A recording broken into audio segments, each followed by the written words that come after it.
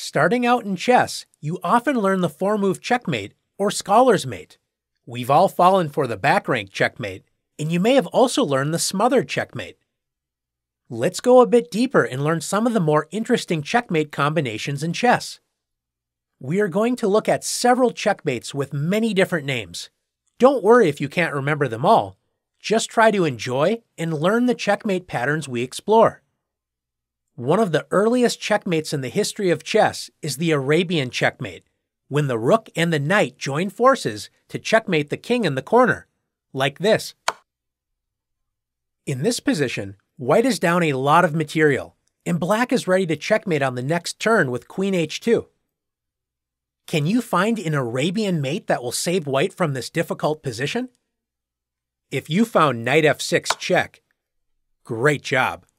White forces black's king into the corner with king h8, and the rook delivers checkmate with rook takes h7. Checkmate. A checkmate that is easy to overlook is Boden's mate. Black just castled queenside, thinking that the king would be safe. Notice that black's king cannot move as the dark squares are covered by the bishop on f4.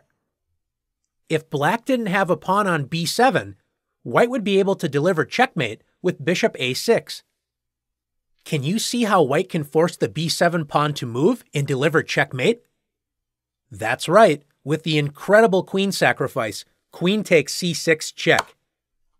Black is forced to capture the queen with b takes c6, opening up the diagonal for Boden's mate with bishop a6. Checkmate. White's two bishops work together to checkmate the enemy king. Let's take a look at another mating idea. When a king has two of its own pieces directly next to it on the same rank, this can create an epaulette mate. White delivers checkmate with queen e6. Checkmate. In this position, American master Paul Morphy has the white pieces. White is threatening g7, trapping black's rook on h8. Black's best choice is to take the rook on f3, but black doesn't sense the danger in the position and plays h takes g6, assuming that Morphy must now move the queen that is under attack, but white now unleashes the epaulette mate. Can you see it?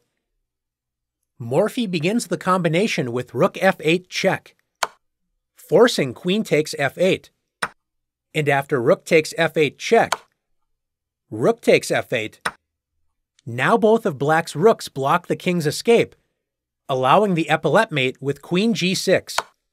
Checkmate.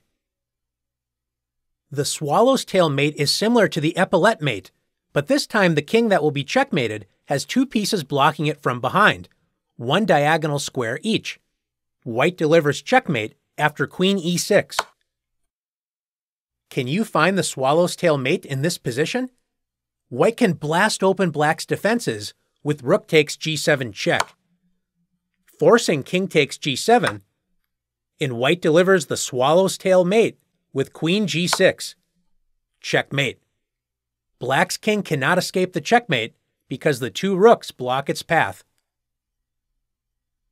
This checkmate is named after the American master Paul Morphy, known as the Morphy's mate.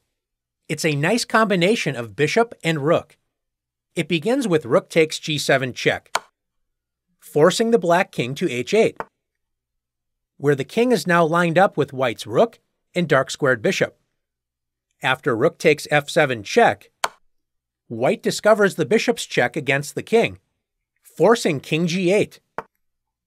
White's rook delivers another check with rook g7 check, forcing the king into the corner once again with king h8.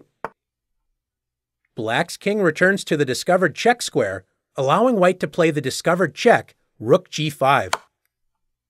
Black is forced to block the check with rook f6, when white delivers checkmate after bishop takes f6. Anastasia's mate is a tricky checkmate where a knight prevents the king from escaping a file by covering its diagonal moves. In this case, g1 and g3. With white's king trapped on the h-file, black delivers checkmate with rook h4. In this seemingly quiet position, can you see how white can quickly end the game with Anastasia's checkmate? If you found knight e7 check, Great job! The knight forces the black king to the h-file after king h8. White now blasts open the h-file with the queen sacrifice, queen takes h7 check, forcing king h7. White's knight prevents the king from escaping the h-file and delivers Anastasia's mate with rook h3. Blackburn's mate is truly a team effort. White's dark-squared bishop is on the long diagonal and is joined by the light-squared bishop on the b1 to h7 diagonal, pointing directly at black's castled king. White's knight is posted on g5, and white's queen is ready to rip open lines. Blackburn's mate begins with the powerful queen sacrifice, queen takes h5. White's queen joins the knight to threaten checkmate on h7, and at the same time connects with the dark-squared bishop to threaten checkmate on h8. This means that if black captures the knight with bishop takes g5, white delivers checkmate with queen h8. After accepting white's queen with g takes h5, black is now checkmated after bishop h7. Let's take a look at one more checkmate pattern together. Damiano's mate is one of the most spectacular checkmates in chess.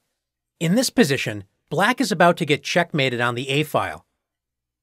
Black has a dream if the queen could somehow get to the h2 square, the position would be checkmate.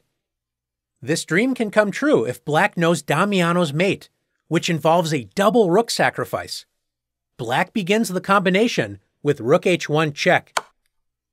White's king is forced to accept the rook sacrifice with king takes h1. Black continues the attack with rook h8 check.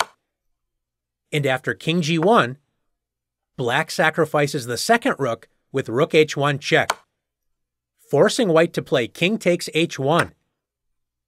The two rooks are sacrificed to clear open the queen's path to attack white's king with queen h8 check. And after king g1, black concludes Damiano's mate with queen h2 checkmate. Now that you've learned some of the most fun checkmates in chess, can you play these checkmates yourself? Let's see.